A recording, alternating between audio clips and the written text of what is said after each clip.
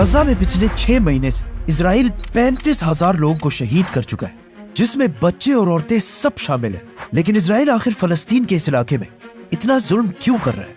असल में यहूदियों की होली किताब तौरात में लिखा है कि एक दिन याकूब अलैहिस्सलाम, जिन्हें इजराइल के नाम से भी जाना जाता है, जो आज सारे यहूदियों के एंसेस्टर समझे जाते हैं, वो एक दिन फलस्तीन के इलाके में सफर कर रहे थे। तो रास्ते में एक रात वो रेस्ट करने के लिए एक पत्थर पर सर रख कर सो गए, जहां उन्होंने एक ख्वाब देखा। और इस ख्वाब को यहूदियों की हिस्ट्री में बहुत इंपॉर्टेंट रोल हासिल है। उन्होंने ख्वाब देखा कि जिस पत्थर पर वो सर रख कर सो रहे हैं, वहां पर जमीन से आसमान की तरफ एक लैडर, सीढ़ियां है, जिस पर बहुत सारे फरिश्ते बहुत तेजी से ऊपर और नीचे जा रहे हैं। याकूब अलैहिस्सलाम नींद से उठे और कहा कि यही इलाका अल्लाह का असल घर है और इसी इलाके से खुदा की तरफ पहुंचा जा सकता है। तो मतलब यहूदियों के लिए फलस्तीन के इस इलाके की इतनी बड़ी इंपॉर्टेंस है। इसीलिए इस फलस्तीन के इलाके को हासिल करने के लिए यहूदी आज किसी भी हद तक जा सकते हैं। याकूब अलैहिस्सलाम के बाद फलस्तीन में जो कुछ भी हुआ, उसे हम इस वीडियो में एक्सप्लेन कर चुके, जिसे अब तक करोड़ों लोग देख चुके। सो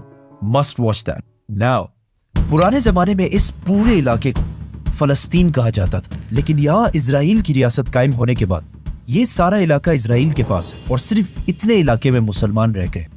फलस्तीन में मुसलमानों के इलाके भी 2 हिस्सों में डिवाइडेड है, वेस्ट बैंक और ये छोटा सा इलाका गजा।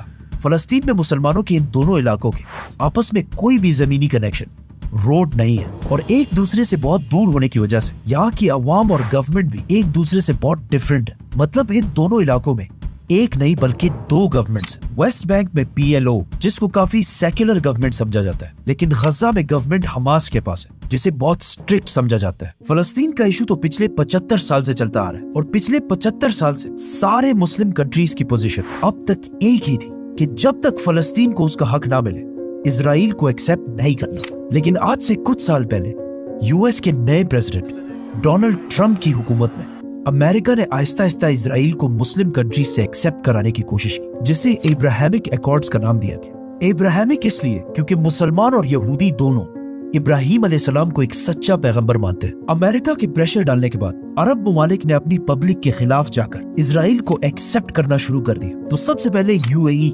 बहरीन, मोरक्को, ओमान, इन सारे अरब कंट्रीज ने इजराइल को एक्सेप्ट कर लिया और जो भी मुस्लिम कंट्री इजराइल को एक्सेप्ट कर लेती, अमेरिकन गवर्नमेंट ने उन्हें स्पेशल एड भी दिया। मतलब सूडान के इजराइल को रिकॉग्नाइज करने के बाद अमेरिका ने उन्हें $1.2 बिलियन का लोन दिया और उन्हें टेररिज्म एक्सपोर्ट करने वाले कंट्रीज के लिस्ट से भी हटा दिया। और मोरक्को के इजराइल को एक्सेप्ट करने के बाद अमेरिका ने मोरक्को की डिस्प्यूटेड इलाकों को भी एक्सेप्ट कर लिया, जिसके बाद आहिस्ता आहिस्ता सारी Muslim countries, Pakistan, Indonesia, Bangladesh, सब पर प्रेशर डाला गया कि वो भी इजराइल को एक्सेप्ट करें। कहीं से एक लॉबी तो आई थी कि जी इजराइल को रिकॉग्नाइज करें, और ऐसा लग रहा था कि दुनिया का सबसे बड़ा अरब मुल्क सऊदी अरब भी इजराइल को एक्सेप्ट करने ही वाला है, क्योंकि मोहम्मद बिन सलमान ने कहा था कि सऊदी के लिए इजराइल से ज्यादा ईरान खतरा है। और ये भी पॉसिबल था कि अगर सऊदी इजराइल को एक्सेप्ट कर लेता, उसके बाद बाकी सारी मुस्लिम कंट्रीज ने भी इजराइल को एक्सेप्ट कर लेना। इसके अलावा पिछले कई डेकेड्स इजराइल मुसलमानों के इलाकों में बहुत चालाकी से सेटलमेंट्स बना रहा था। मतलब बहुत ही चालाकी से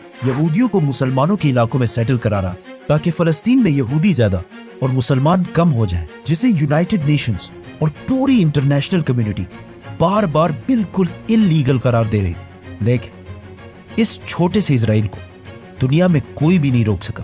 इन सारे चीजों की वजह से पूरी दुनिया में ये कहा जा रहा था कि अब फाइनली फलस्तीन का मसला हमेशा के लिए दफन हो जाएगा और इजराइल पिछले 75 साल की जंग जीत जाएगा। तो आखिर आज से 6 महीने पहले 7 अक्टूबर को गजा को कंट्रोल करने वाले हमास ने अचानक इजराइल पर हमला कर और उनके फाइटर्स इजराइल में दाखिल हुए और वहां उन्होंने 1130 लोगों को कत्ल किया और गजा से बाहर ऑलमोस्ट 24 किलोमीटर का इलाका कब्जा कर लिया, जो इजराइल के साइज के हिसाब से बहुत बड़ा इलाका है।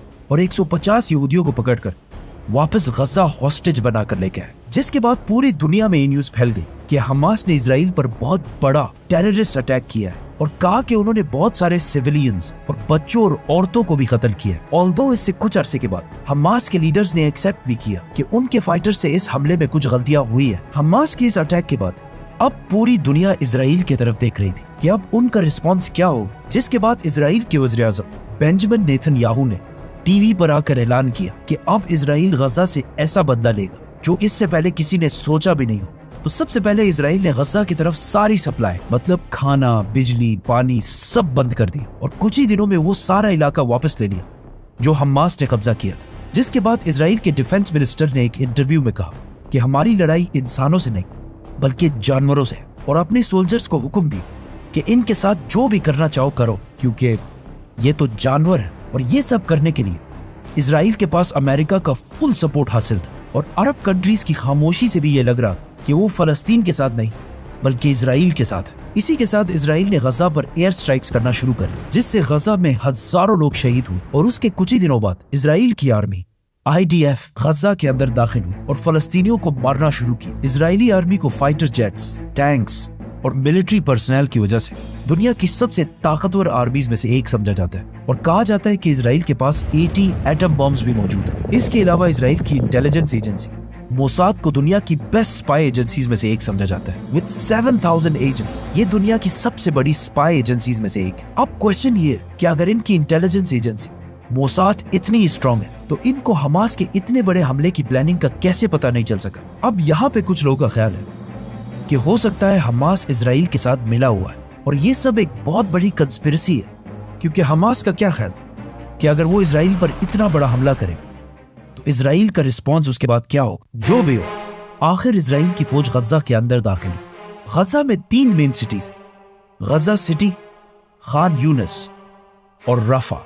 तो सबसे पहले इजरायली फौज ने इन तीनों सिटीज के आपस की कनेक्शन को तोड़ने की कोशिश की और फिर पूरी दुनिया के सामने फलस्तीनियों पर जुल्म करना शुरू किया जिसमें उन्होंने अब तक 35,000 फलस्तीनियों को शहीद किया और अभी भी ये नंबर बहुत तेजी से बढ़ता जा रहा है। इजराइल के एयर स्ट्राइक्स ने आहिस्ता आहिस्ता बहुत सारे हॉस्पिटल्स को टारगेट करना शुरू किया। इस सब के दौरान बार बार UN सिक्योरिटी काउंसिल की मीटिंग्स में इजराइल के इस जुल्म के खिलाफ रेजोल्यूशंस पेश होती रही, लेकिन जैसे ही कोई कंट्री ये रेजोल्यूशन पेश कर अमेरिका उसे वीटो करके खत्म कर दे।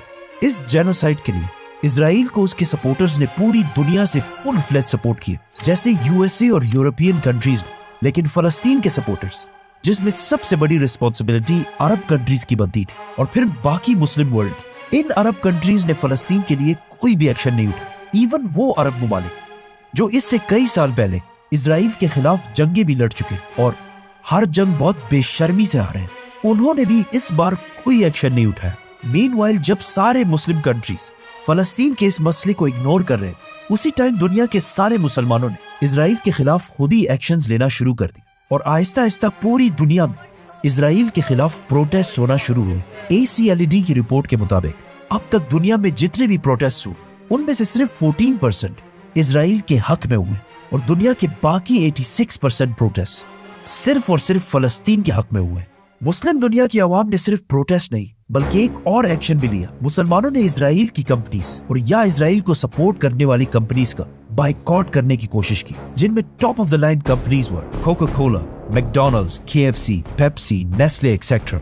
नाउ दुनिया में 57 मुस्लिम कंट्रीज और 2 बिलियन 200 करोड़ मुसलमान। अगर इतने सारे लोग किसी कंपनी का बाइकॉट करें तो होना तो ये चाहिए कि वो कंपनी बिल्कुल खत्म हो जाए। इस बाइकॉट से पहले तो इन कंपनीज को थोड़ा नुकसान हो, मतलब इनके सेल्स मुस्लिम वर्ल्ड में काफी हद तक कम हुए और स्टॉक एक्सचेंज में भी इन कंपनीज के शेयर प्राइसेस थोड़े से नीचे जाने लगे। बट सिर्फ थोड़े से नीचे जाने के बाद आहिस्ता आहिस्ता कुछ ही अरसे में हर चीज दोबारा नॉर्मलाइज होने लगी और इस बाइकॉट से इतना कोई मेजर फर्क नहीं पड़ा। अब ऐसा क्यों हुआ?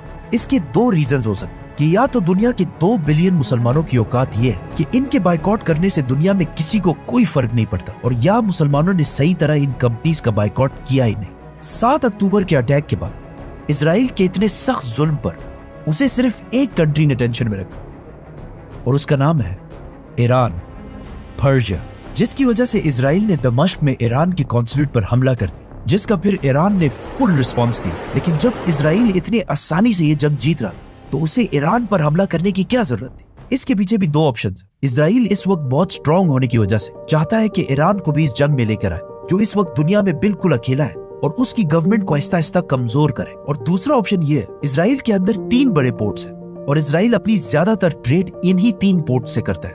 इन 3 पोर्ट्स में से एक इजराइल के इस इलाके में और एशिया से इजराइल की ज्यादा ट्रेड इसी पोर्ट के जरिए होती है। इजराइल के फलस्तीनियों पर जुल्म शुरू होते ही यमन ने ईरान की मदद से इस पोर्ट की ट्रैफिक 85% तक कम कर दी। मतलब इजराइल की जो शिप्स एशिया से ट्रेड करने के लिए पहले सिर्फ इतना टाइम लेती थी, अब उन्हें पूरे अफ्रीका को सर्कल करके इजराइल पहुंचना होगा, जिससे इजराइल को इकोनॉमिकली बहुत नुकसान होने लगा।